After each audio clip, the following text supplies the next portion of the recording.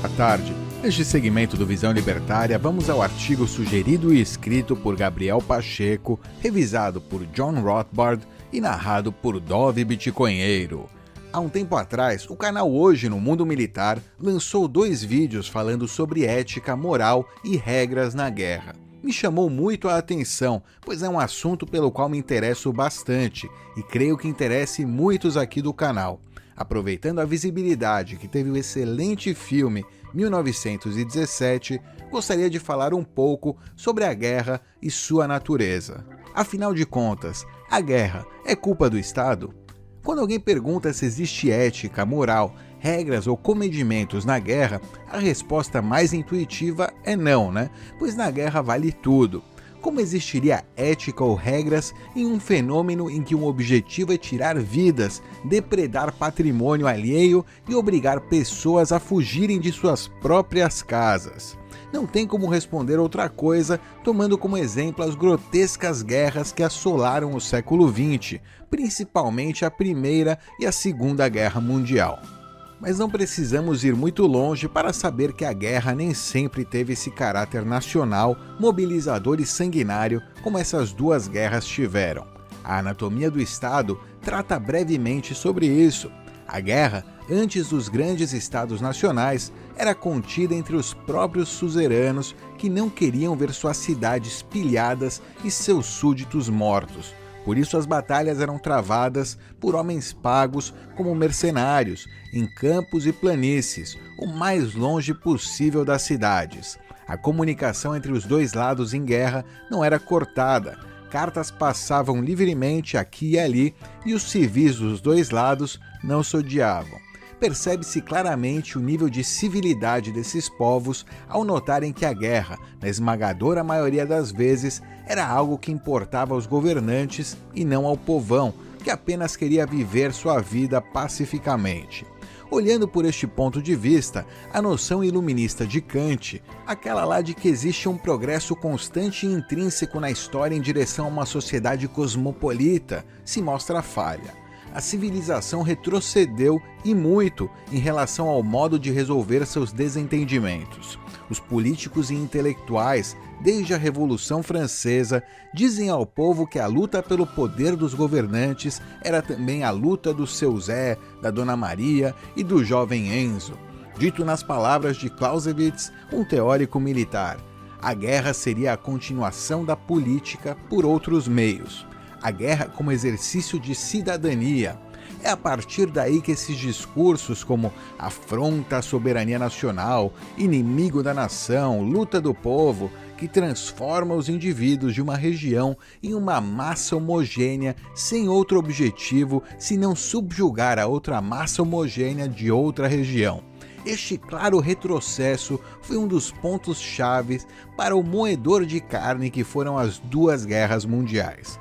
Mas antes de avançarmos neste ponto, gostaria de dar alguns exemplos de como a guerra é um fenômeno que deriva mais da cultura do que da política, e que, diferente da famosa frase da saga Fallout, War Never Changes, a guerra sempre muda. Vamos ao caso da Guerra dos Gregos, travada pela Batalha de Falanges, um dos modos de luta mais sanguinolentos e aterrorizantes da antiguidade, onde cada homem armado com uma lança e escudo formava uma ordem unida e avançavam em direção à falange inimiga com trepidez. Qual o motivo deste modo de lutar? Simples, a guerra grega era formada por homens cidadãos das cidades, estados e que possuíssem propriedade. Todos queriam que a guerra fosse decidida da maneira mais rápida possível e, por isso, muitas vezes, faziam dela uma única e decisiva batalha campal que durava não mais que 1 hora, aceitando os altos riscos desse tipo de guerra, de certa maneira voluntária, por causa do medo do inimigo pilhar suas propriedades ou perder meses de trabalho agrícola constante ao se ausentar por muito tempo de sua terra. Essa noção de guerra é extremamente oposta à nossa, de que todos os cidadãos têm que contribuir com a guerra, custe o que custar e dure o que durar.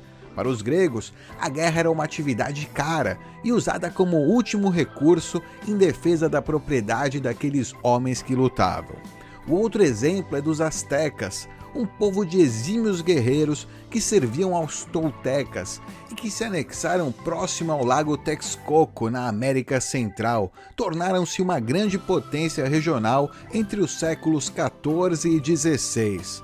A burocrática e hierarquizada civilização asteca foi a mais próspera no continente americano antes da chegada dos europeus por conta de sua militarização. As guerras tinham um único e principal propósito: escravizar. O objetivo dos astecas, quando confrontavam outros povos que se negavam a obedecê-los, era com o intuito de adquirir escravos para seus constantes sacrifícios aos deuses. Exatamente isso. Os astecas evitavam matar seus adversários em campo de batalha para matá-los depois em rituais lentos e torturantes. Prova da prosperidade dessa civilização que se dava o luxo de obter escravos apenas para sacrifício. Diferente dos maias, em que esta aquisição era voltada para o trabalho forçado. A noção de guerra dos astecas acabava refletindo na principal arma utilizada por eles, o macahuit, um porrete longo e achatado com pequenas lâminas de obsidiana em seu entorno, uma espécie de espada de madeira.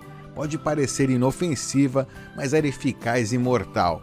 Porém, o desenho dela era perfeito para neutralizar o adversário, aplicando golpes principalmente nas pernas e arrastando o moribundo até a retaguarda, onde guerreiros assistentes estavam preparados para amarrá-lo e torná-lo cativo. Pode dar a impressão de que a guerra era prática rotineira, mas não, a guerra só era utilizada em caso de extrema escassez de capital humano para sacrifício, além de ser absolutamente ritualizada com demonstrações de força, superioridade e combates individuais com os melhores guerreiros. Se nada disso fizesse o inimigo se render, a batalha começava de maneira tímida e escalava na medida em que se alongava. Mais uma vez, a disparidade na natureza da guerra dos astecas em comparação à nossa. A ideia de guerra total, onde destruir cidades inteiras, matar civis, roubar a propriedade das pessoas é algo justificado, é totalmente oposta à dos astecas, onde a guerra, mesmo que lastimável, tinha um objetivo claro que continha danos colaterais a pessoas alheias ao conflito. Mas de onde surgiu então essa concepção de que ser soldado é um exercício cívico? No final do século XVIII, as dinastias monárquicas temiam que o fogo e a guilhotina da França revolucionária chegassem em seus reinos. Então, atacaram a França com o intuito de retronar a família Bourbon. A derrota francesa revolucionária seria certa. As casas europeias, lideradas por Leopoldo II, do Sacro Império Romano, tinham exércitos bem organizados e equipados que lutariam contra o que tinha restado das fileiras francesas. O que os líderes revolucionários desesperados fizeram foi genial e inescrupuloso. Fizeram da guerra uma afronta aos direitos recém-adquiridos do povo e a agitação das massas tinha dado começo. Centenas de milhares de homens se voluntariaram para lutar nas fileiras mal organizadas da França, lutando com afinco contra o inimigo invasor, em defesa da República e de seus direitos. Com essa propaganda de mobilização nacional, aliada à promessa de dar cidadania plena a quem fosse soldado, o exército francês chegou a ter um contingente de 1 milhão de homens, número grotescamente maior do que os exércitos profissionais europeus que contavam com 200 ou 100 mil homens. Foi dessa forma que a França revolucionária manteve sua existência e deu bases militares para Napoleão aterrorizar toda a Europa no começo do século XIX.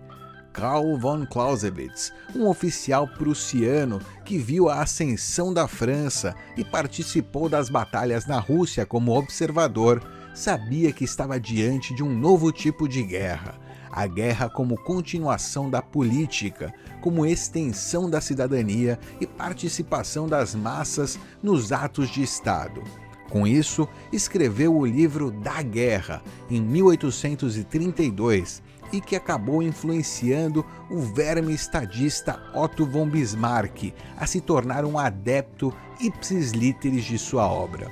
Por ter sido muito importante na Guerra Franco-Prussiana, o chanceler de ferro tornou popular os pensamentos de Clausewitz em toda a Europa, e a partir de 1870, os países europeus passaram a militarizar a sociedade de maneira frenética, tudo sob a ideia de guerra como um exercício de cidadania. O resultado foi mais trágico do que todos poderiam imaginar.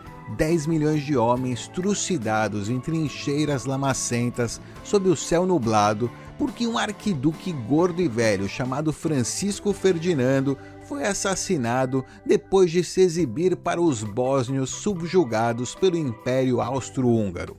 Apesar dos prejuízos humanos e econômicos para todos, os países europeus tiveram que ter mais uma guerra com o mesmo escroto pensamento do soldado cidadão que matou mais de 70 milhões de pessoas para perceberem que a militarização da sociedade acabaria colapsando a civilização. Ainda existe algo do pensamento clausewitziano no século XXI. A boa notícia é que ele está se tornando obsoleto rapidamente. A guerra é algo custoso e servia para alcançar objetivos quando a economia e a diplomacia eram falhas. Então vamos à resposta para a pergunta do vídeo. Afinal, a guerra é culpa do Estado? A resposta é que sim e não. A guerra é um fenômeno social, não é necessariamente estatal. Em outras palavras, a existência da guerra independe da existência do Estado. Nômades das estepes, por exemplo, costumavam travar pequenas guerras em busca de recursos contra as pequenas cidades agrícolas e sedentárias no Crescente Fértil, localizado no Oriente Médio, um exemplo didático da ausência de Estado como fator determinante. Mas eu não vim passar pano aí para essa organização doentia e sádica que atormenta a vida de todos os seres humanos da Terra. O Estado é culpado por potencializar a guerra, por fazer dela um instrumento de poder, por obrigar cada homem e cada mulher a sofrer por ele, por destruir a propriedade privada tão querida por seu dono. É culpado por gerações de filósofos, escritores, construtores, músicos, poetas, cientistas, médicos e artistas perderem suas vidas por interesses mesquinhos de algum velho gordo engravatado atrás de uma mesa. O Estado é culpado por cada gota de sangue derramada, por cada mãe desolada, por cada filha e filho órfão de seu pai. Mas o senhor Bovino Gadoso diz: sem o Estado, todo mundo ia se matar por qualquer motivo, e ele existe para nos proteger. Meu caro Bovino, o próprio Estado é o maior patrocinador de violência na sociedade. As inúmeras guerras entre as máfias, na qual dizimaram centenas de milhões de pessoas, entre as quais a grande maioria não queria se envolver. Outras foram obrigadas pela máfia de participar sob ameaça de prisão ou mesmo fuzilamento caso resistam à ordem de ir para a guerra, e perderam suas vidas durante os conflitos. Com o avanço civilizacional, tecnológico e econômico, a pobreza está se extinguindo, a liberdade aumentando e o poder estatal diminuindo gradativamente. As guerras deram lugar a escaramuças entre as grandes potências nos cantões do mundo, que apesar de lamentáveis, são bem menos danosas em se tratando de capital humano. E a tendência é diminuir cada vez mais os números de conflitos na medida em que os meios econômicos se tornarem mais rápidos, lucrativos e acessíveis do que os meios políticos. Não sei como o Ancapistão será, mas a certeza que eu tenho é que será um lugar mais seguro, onde as pessoas não vão perder a vida por aquilo que elas não acreditam ou por conflitos alheios. E sim, haverá disputas e desentendimentos, mas vai ser resolvido pelo meio econômico, o melhor lado do ser humano. Com o enfraquecimento econômico do parasitismo estatal, o paradigma de exércitos estatais e profissionais tende a ruir naturalmente. Desativação de armas nucleares e orçamentos cada vez menores para os exércitos serão a regra daqui a algumas décadas. Pode parecer ilusório pensar que a força das armas tende a diminuir. em vista aí dos recentes acontecimentos geopolíticos envolvendo os impérios americano, russo e chinês. Mas olhando para o passado, vemos duas coisas: a diminuição do uso do poderio bélico para a solução de conflitos e o enxugamento de vários exércitos no mundo que antes formavam fileiras de centenas de milhares, se não milhões, como os exércitos russo, britânico, alemão, japonês, entre vários outros. Para você que estava se preparando para enfrentar as forças estatais quando a revolução anarcocapitalista estourasse, pode abaixar suas armas e fique tranquilo, o Estado vai cair sozinho e o medo da guerra será um fenômeno estritamente do passado, pertencente aos nossos antepassados que infelizmente não viam outra alternativa senão matar uns aos outros. Para quem quiser saber mais sobre história militar, recomendo a leitura do livro História da Guerra, escrito por John Keegan. É isso aí, obrigado pela audiência. Se você gostou do vídeo, não deixe de curtir e compartilhar aí nas suas redes sociais. Se inscreva no canal e clique no sininho aí para ser avisado de novos vídeos. Até a próxima, tchau!